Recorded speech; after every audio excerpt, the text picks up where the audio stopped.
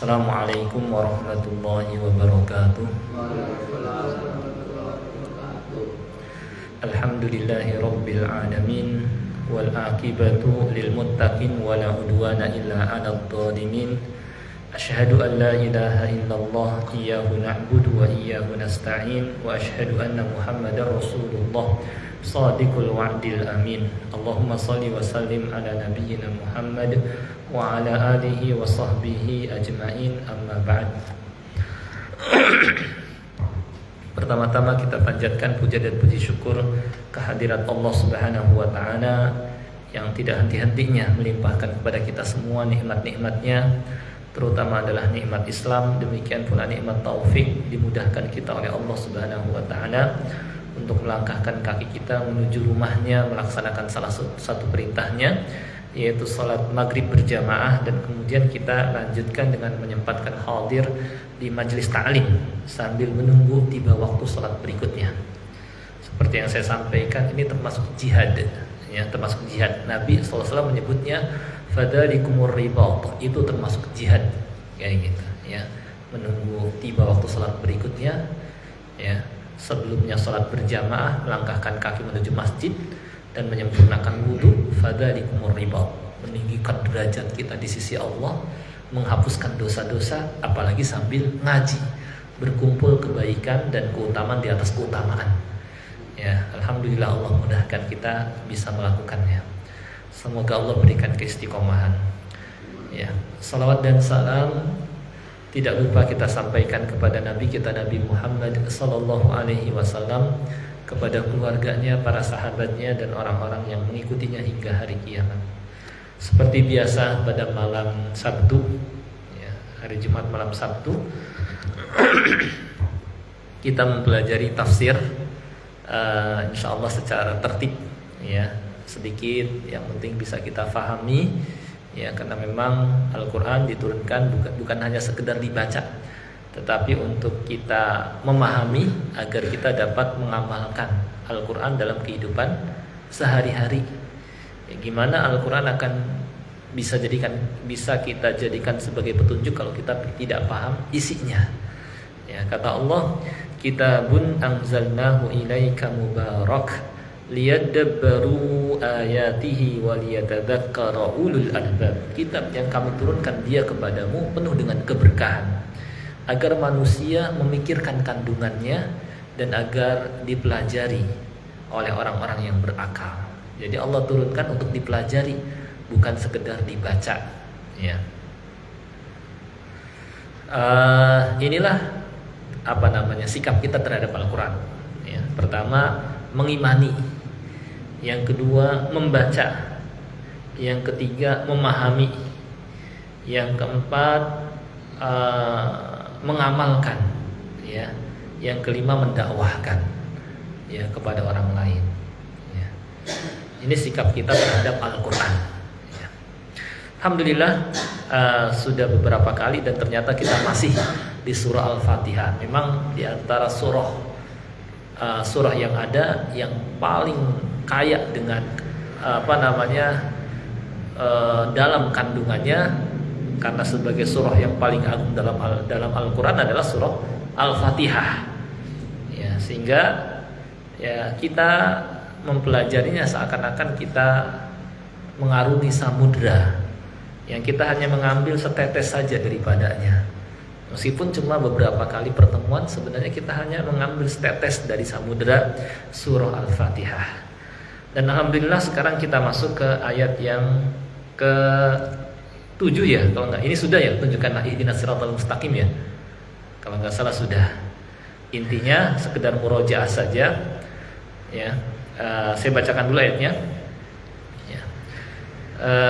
A'udzu billahi minasyaitonir rajim.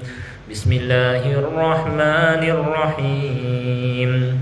Alhamdulillahi rabbil alamin, arrahmanir rahim, maliki yaumiddin, iyyaka na'budu wa iyyaka nasta'in, ihdinas siratal mustaqim, Siratal ladzina an'amta 'alaihim ghairil maghdubi 'alaihim waladdallin. Alhamdulillah kita sudah ayat yang ke-6 ya, dua pekan yang lalu ya. Intinya bahwa ayat yang ke-6 ini kita mohon kepada Allah bimbingannya. Karena dunia ini penuh dengan cobaan dan godaan ya, yang banyak sekali yang memalingkan kita dari jalan yang lurus. Ada fitnah syubhat berupa pemikiran-pemikiran yang menyimpang. Ada juga fitnah syahwat berupa memperturutkan hawa nafsu, yang mana hawa nafsu kita menginginkannya. Ada fitnah wanita, fitnah harta, fitnah kedudukan. Kalau kita tidak dibimbing oleh Allah Subhanahu wa taala, mudah sekali kita terbawa olehnya. Apalagi di akhir zaman yang Nabi sallallahu alaihi wasallam menyebutkan bahwa ya baina yaday sa'ah, sebelum tibanya hari kiamat fitan, akan banyak fitnah-fitnah, godaan-godaan. Ya. Di mana keadaannya qaqat ilailin mudlim, seperti potongan malam yang gelap. Yang mana saking gelapnya ya seorang tidak dapat mengenali mana, karena gelap ya, mana yang hak, mana yang batil. Dia mungkin meraba sesuatu, disangkanya hanya karet, ternyata ular misalnya. Qaqat ilailil mudlim yusbihur rajulu mu'mina, seorang paginya mukmin, sore berubah jadi kafir. Atau sorenya mukmin, besoknya langsung kafir. Atau paginya soleh, sorenya langsung fasik. Atau sorenya soleh, besok berikutnya jadi fasik. Bisa. Karena apa? Fitnah yang begitu dahsyat. HP kita itu tergantung kita yang bawa gitu. Kadang-kadang kita penasaran, buka ke bawah, akhirnya keterusan. Ya, terkadang seorang takjub dengan Islam, lagi nonton video yang membela Islam.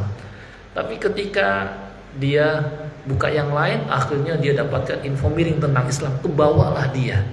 Ya, akhirnya dia benci sama Islam, bisa berubah. Itu karena dahsyatnya. Maka disinilah pentingnya kita mohon kepada Allah bimbingannya, agar kita dibimbing, dibantu, dan diistiqomahkan di atasnya. Apalagi keadaan hati kita yang mudah berbalik dari satu keadaan kepada keadaan yang lain.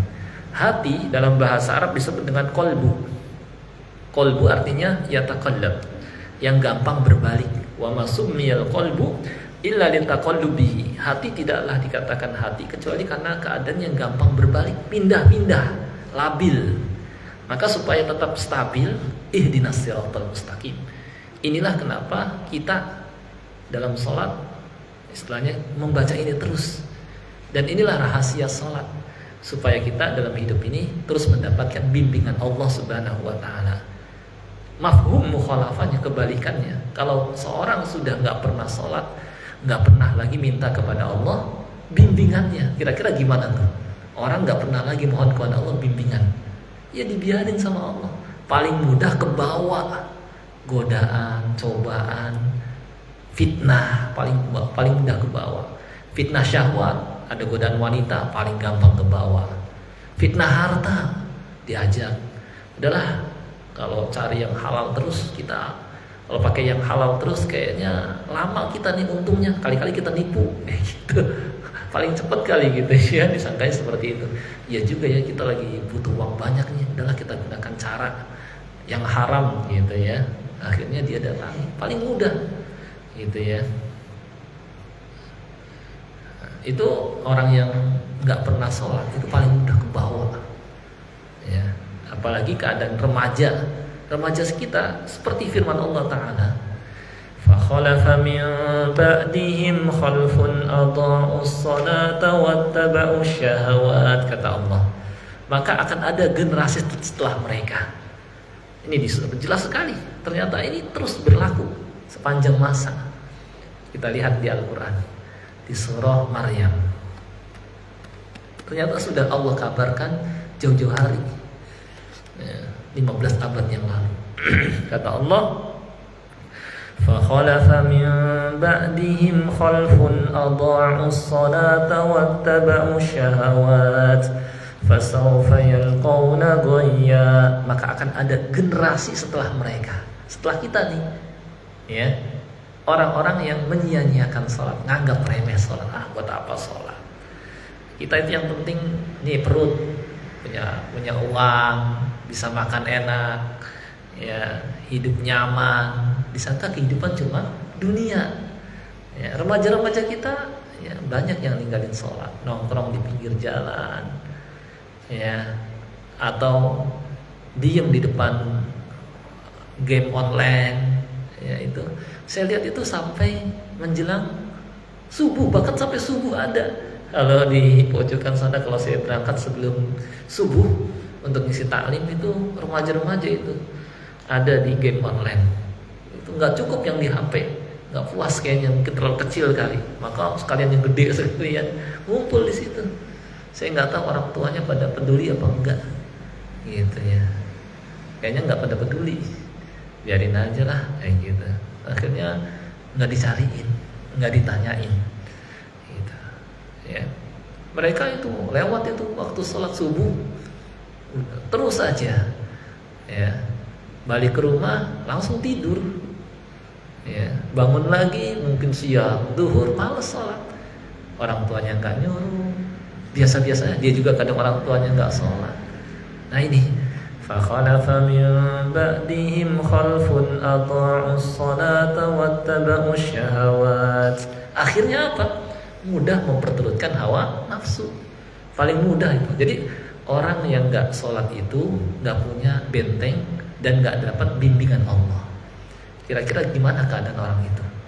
Gimana Allah akan bimbing? Nggak pernah doa ihdinas siratal mustaqim, tunjukkanlah kami jalan yang lurus.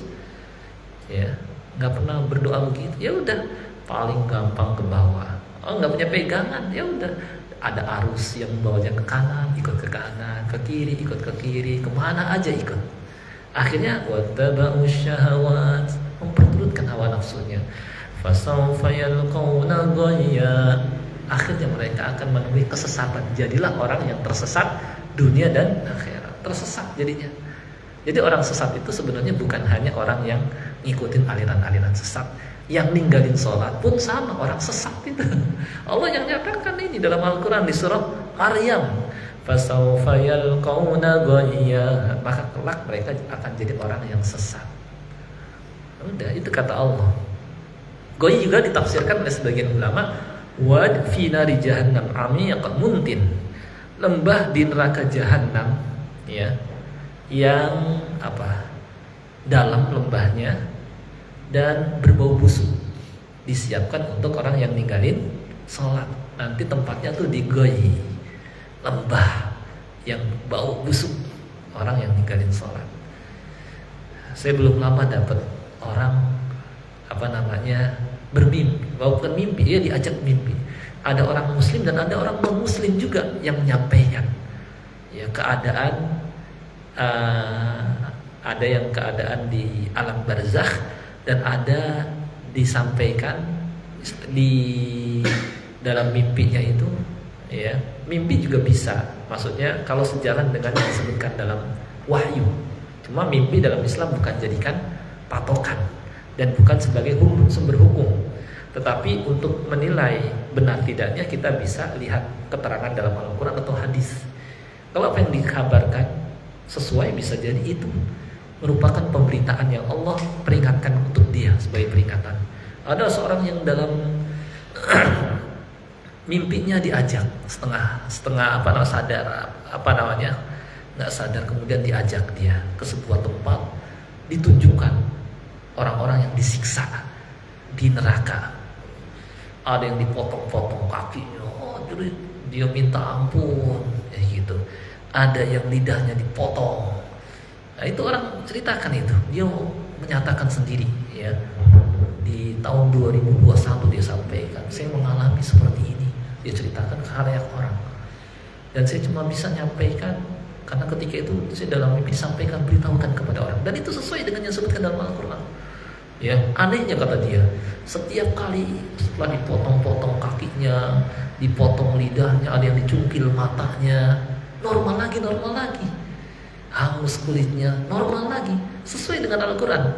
Disebutkan dalam Al-Quran, Innal ladzina kafaru bi ayatina sawfa nuslihim nara. Sesungguhnya orang-orang yang kafir kepada ayat kami akan masukkan ke dalam neraka. Kullama nadijat juluduhum baddalnahum juludan ghayraha liyadhuqul adab. Setiap kali kulit mereka hangus, kami ganti lagi kulit yang baru lagi agar mereka merasakan azab. Jadi diganti lagi, normal lagi. Gimana rasanya itu? Pada mencurit, wa hum yastarihuna fiha rabbana akhrijna na'mal salihah.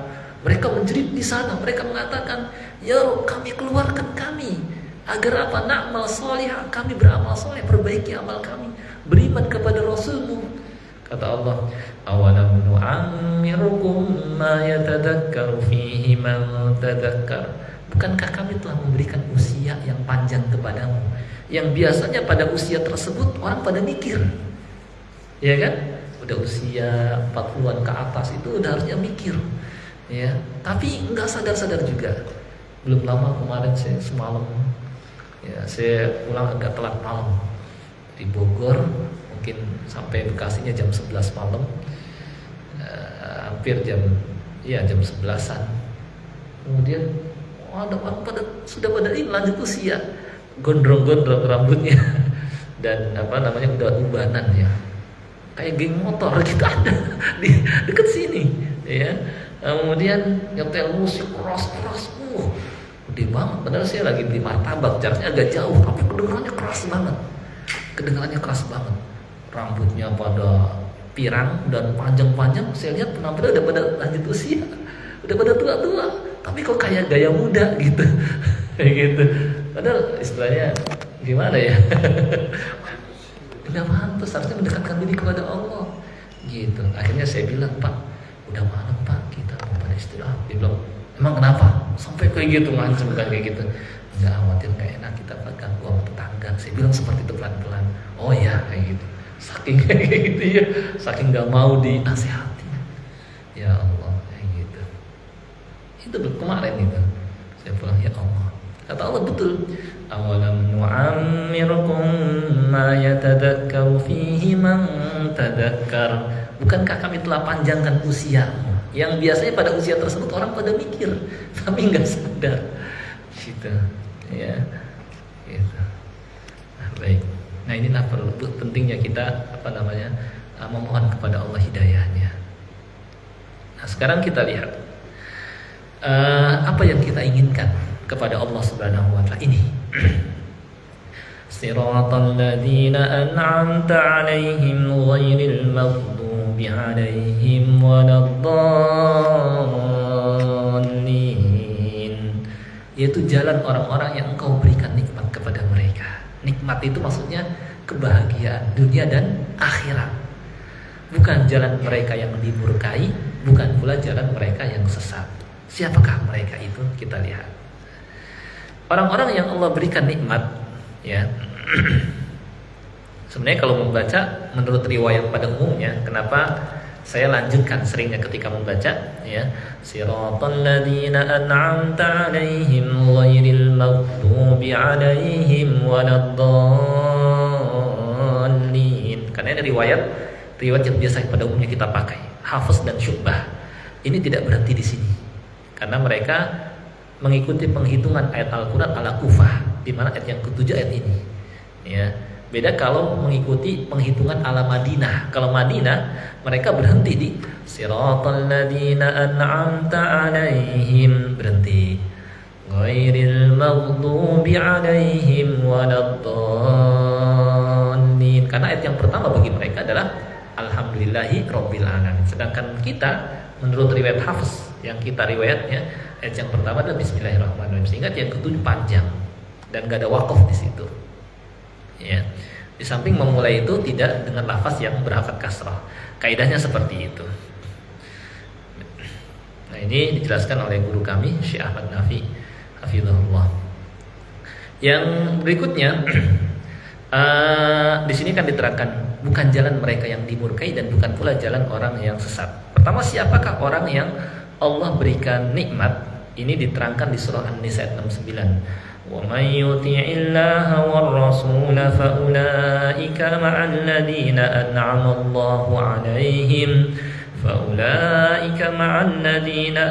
الله عليهم من النبيين والصديقين والشهداء والصالحين وحسن أولئك رفيقا.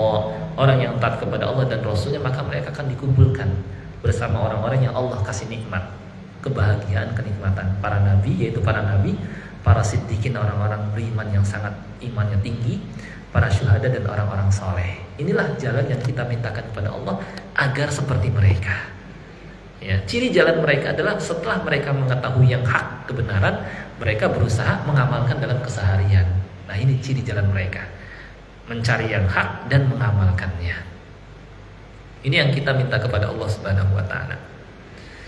Nah, kita berlindung kepada Allah dari jalan yang mana? Dari jalan yang orang yang dimurkai pertama. Ya. Di sini ini ada kalimat yang dalam bahasa ilmu balaghah namanya ilmu sastra ma'ani. Itu hebatnya Al-Qur'an. Ketika disebutkan nikmat maka disandarkan kepada Allah. Tetapi ketika disebutkan kayak hukuman, kesesatan, tidak disandarkan kepada Allah, tapi tidak disebutkan pelakunya. Langsung mereka yang dimurkai. Tapi ketika nikmat Allah, ya, ketika engkau berikan nikmat kepada mereka, ya, agar kita istilahnya mengagungkan Allah, ya, dan ta'zim, beradab kepada Allah Subhanahu wa taala. Nah, siapakah orang yang dimurkai? Ya. Orang yang dimurkai, ya, adalah orang-orang Yahudi terdepannya. Orang-orang Yahudi dijelaskan oleh para ulama. Dan bukan hanya orang Yahudi, juga yang mengikuti jejak langkah mereka. Ya, apa sih langkah, jejak langkah dan jalannya orang-orang Yahudi itu? Mereka setelah mengetahui yang hak, cuma tidak mau mengamalkan.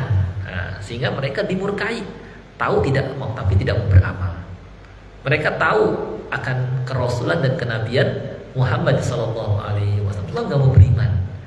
Tahu kebenaran Islam, cuma nggak mau masuk Islam. Sampai kata Allah, alladzina atainahumul kitaba ya'rifunahu kama ya'rifuna abna'ahum. Orang-orang yang kami berikan kepada mereka Alkitab, ya, mereka mengenali Muhammad SAW sebagai Nabi dan Rasul seperti mereka mengenali anak mereka sendiri.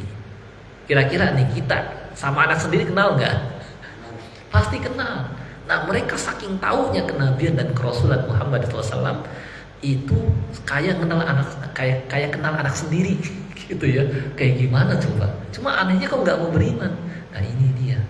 Akhirnya mereka dimurkai. Karena akibatnya kalau mereka nggak beriman, sedangkan mereka orang berilmu, nanti orang beralasan, tuh orang yang berilmu tuh ahli kitab aja nggak beriman, kami lebih berhak nggak beriman. Nah, gitu jadi alasan. Makanya dimurkai Allah oleh makhluk-makhluk yang lain, juga oleh malaikat juga. Nah, ini dimurkai sebabnya itu. Maka termasuk juga siapapun yang tahu yang hak, kewajiban, cuma tidak mau mengamalkan, ikuti jejak langkah orang Yahudi, gitu ya. Gitu. Iya, saya tahu sholat itu wajib, cuma nggak mau dia kerjakan, kayak orang Yahudi, gitu ya. Ini kita berlindung kepada Allah agar jangan seperti mereka. Kemudian waladhdallin, dan juga kita berlindung pada Allah dari jalan orang-orang yang sesat. Siapa mereka? Terdepannya orang-orang Nasrani, ya, orang-orang Kristen, dan yang mengikuti jejak langkah mereka. Apa ciri jalan mereka sehingga mereka jadi orang-orang yang sesat? Mereka tidak tahu kebenaran, ya, atau mereka beramal tapi tidak di atas ilmu, sehingga tersesat, gitu, ya. Nah, jadi kita nggak mau seperti ini. Kita harus belajar untuk mengetahui yang hak, baru kita mengamalkan. Jangan seperti orang Nasrani, nggak belajar tapi dia beramal duluan, akhirnya salah, ya. Nah, maka kata Syekh Ibnu Utsaimin rahimahullah, sepatutnya seorang belajar agama agar tidak termasuk orang yang tersesat Nasrani, serta menjalankan ibadah agar tidak termasuk orang-orang yang dimurkai, maksudnya mengamal. Perumpamaan 3 golongan di atas adalah seperti orang yang hendak menuju sebuah lokasi. Kita kan kadang-kadang dapat undangan, ya kan? Di undangan itu ada rute lokasi yang dituju. Kita mau kondangan ceritanya. Kemudian di situ ada alamat lokasinya, maksudnya jalan-jalannya. Kalau orang yang pertama, orang yang Allah berikan nikmat, dia pelajari itu.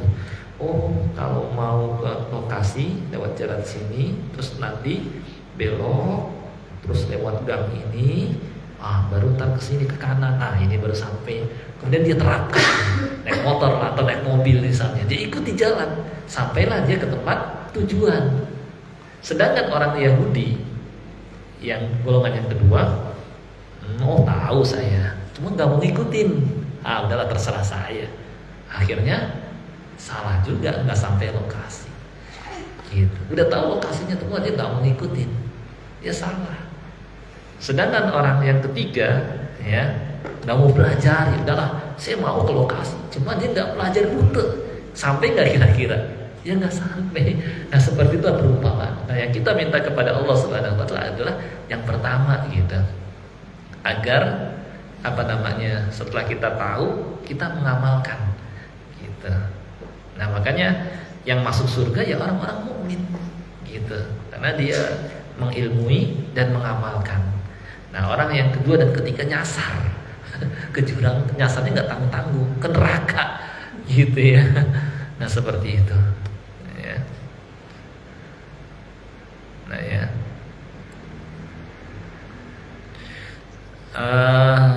di sini, ya. Dan setelah kita selesai membaca surah Al-Fatihah ini, kita dianjurkan mengucapkan amin. Boleh dipendekkan alifnya, amin. Tetapi yang masyhur adalah dipanjangkan, cuma 2 harakat. Amin, minnya baru yang panjang. Ya, artinya adalah Allah mustajib, atau ya Allah kabulkanlah, atau ya Allah jangan kecewakan harapan kami. Masya Allah, ya. Nah ini dalam hadis, ya. Setelah Rasulullah, aku mendengar Nabi SAW ketika membaca ghairil maghdubi alaihim waladdallin, dia mengucapkan amin dengan memanjangkan suaranya. Al-Hafidz Ibnu Katsir menerangkan, kawan-kawan kami yang semadzhab dan lainnya mengatakan, dianjurkan juga mengucapkan amin bagi orang yang berada di luar sholat. Jadi ketika selesai baca Al-Quran, ghairil maghdubi alaihim waladdallin, amin, sendiri masing-masing, gitu. Dan lebih ditekankan lagi bagi orang yang sholat, baik ia sholat sendiri, sebagai imam, sebagai makmum, dan dalam semua keadaan. Imam Al-Baghawi mengatakan bahwa disunahkan bagi orang yang selesai membaca Al-Fatihah untuk mengucapkan amin yang terpisah dari surah Al-Fatihah dengan adanya saktah. Maksudnya gini, ya, dipisah, ya, ghairil maghdubi alaihim waladdallin, amin. Nah, tanpa melepas nafas kalau kuat. Ya, itu menurut Imam Al-Baghawi. Dan kata amin ini tidak termasuk ayat dari surah Al-Fatihah berdasarkan kesepakatan para ulama. Oleh karena itu para ulama nggak ada yang mencantumkan amin dalam Al-Quran, lafaz amin. Imam Ibnu Rajab mengatakan tidak dianjurkan menambahkan kata amin dengan kata, misalnya nambahin amin ya Rabbal Alamin, jangan. Gitu ya. Gitu. Alhamdulillah. Nah, setelah selesai juga ya tafsir surah Al-Fatihah sampai ayat ini, baru sedikit sebenarnya yang kita kaji. Di sini ada sedikit pelajaran, ya. Syekh As-Sam'ani rahimahullah berkata, ya, orang-orang pernah bermimpi bertemu dengan beliau Mansur Al-Khayyat pada tahun 499 Hijriah atau abad ke-5 ya masuknya, setelah wafatnya. Ada seorang berkata kepadanya, apa yang Allah lakukan terhadap dirimu? Kata Imam Mansur, Allah telah mengampuni dosaku karena saya mengajarkan surah Al-Fatihah kepada anak-anak. Maksudnya apa? Jangan kita remehkan ngajarin Al-Fatihah kepada anak kita. Ya, kalau bisa kita duluan sebelum gurunya, orang lain yang ngajarin, kita duluan. Boleh jadi karena inilah dosa kita diampuni dan inilah amal yang diterima. Kadang-kadang udahlah saya nyerahin aja kepada guru, nggak sempet ngajarin Al-Quran, ngajarin baca Iqra, ngajarin Al-Fatihah. Padahal kalau kita ngajarin dan diamalkan terus sama anak kita atau anak didik kita, terus akan ngalir pahalanya ke kita. Nah itu ya, Masya Allah. Makanya keutamaan mengajarkan Al-Quran itu, khairukum man ta'allamal Qur'ana wa 'allamah. Sebaik-baik kalian adalah orang yang belajar Al-Quran dan mengajarkannya. Maka insya Allah ke depan kita setelah surah Al-Fatihah kita akan baca bareng-bareng gini.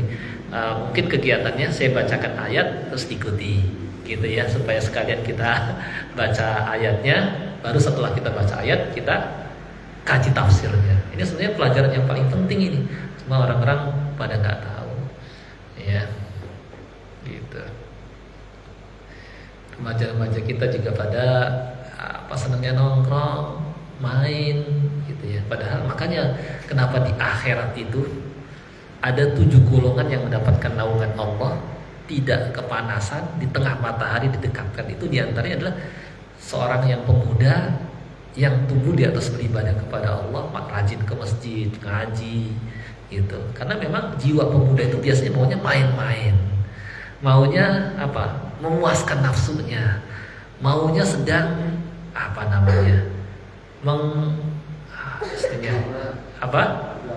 hura-hura mengekspresikan apa yang diinginkan oleh nafsunya, maunya begitu. Tapi dia sabar orang ini, dia rajin ke masjid, dia nggak memperturutkan hawa nafsunya dan nggak mengikuti kebanyakan orang. Dia pun rajin sholat, dia pun rajin mengaji. Sekarang kita lihat jarang seperti ini. Kebanyakan yang hadir orang tua gitu. Ya bang, gitu maksudnya. Remaja-remaja nggak tahu pada kemana. Saya kadang-kadang bingung gitu. Udah nggak ada lagi sekarang remaja masjid, nggak kayak dulu gitu ya. Nah ini tinggal PR. Jadi kita gimana caranya ngajak remaja. Saya kadang-kadang mau gimana ngajaknya. Mungkin ngajaknya ada jalan-jalan dulu kali, atau dengan cara apa. Padahal kita cuma sebentar ngaji gitu. Nah ini mungkin jadi PR kita, gimana cara ngajak remaja. Ustaz Haris punya pengalaman kali. Cuma beliau juga ngerasain berbagai cara beliau gunakan untuk rekrut, lama-lama bubar lagi. Maunya remaja itu apa ya? Nggak tahu. Nah seperti itu mungkin. Alhamdulillah selesai juga tafsir Al-Fatihah dan insya Allah kita akan masuk ke surah Al-Baqarah. Sampai 10 kali pertemuan nih Al-Fatihah. Silakan mungkin ada diskusi kalau ada yang ingin ditanyakan supaya hidup suasana. Kalau ada yang mau ditanyakan. Ini kalau ada yang mau kitab tafsir ini nanti saya bisa kasih. Semoga Allah mudahkan bisa dicetak. Ini ada 7 jilid rencananya insya Allah. Saya nulis bertahun-tahun, hampir 10 tahun lebih. Berhari-hari, ya nggak apa-apa lah. Beragama Allah, semoga Allah berikan pahala dan keikhlasan, berikan keikhlasan gitu, supaya bisa berbagi gitu. Ya, silakan Pak. Waalaikumsalam warahmatullahi wabarakatuh. Malam-malam ada orang tua pirang macam musik. Iya. Itu yang saya tahu tuh tiap hari di Bekasi ada tuh di terminal. Oh, ada. Ada. Jam 1 malam saya pernah ke situ. Ada itu. Ya. Seperti ada gengnya. Keliling gitu. Ada gengnya ya. Ada. Itu keras itu suaranya malah. Nah, itu. Mana? Itu Saya bingung. ya? Saya lebih bingung lagi waktu bulan puasa. Di sini kan yang mayoritas Islam, tapi dari masjid susah banget. Sholat bangun sholat penuh berebut-berebut ke kecil-kecil musola situ, ada di dekat Ramayana, dekat apa tuh. Saya Masya Allah di sini Islam, tapi kok saya untuk sholatnya ya susah. Sholat maghrib. Kalau bulan puasa umumnya kan orang buka tuh penuh pasti ya. Itu kita kalau lihat tempat yang kecil-kecil lagi yang jelas. Pojokan-pojokan itu. Nah itu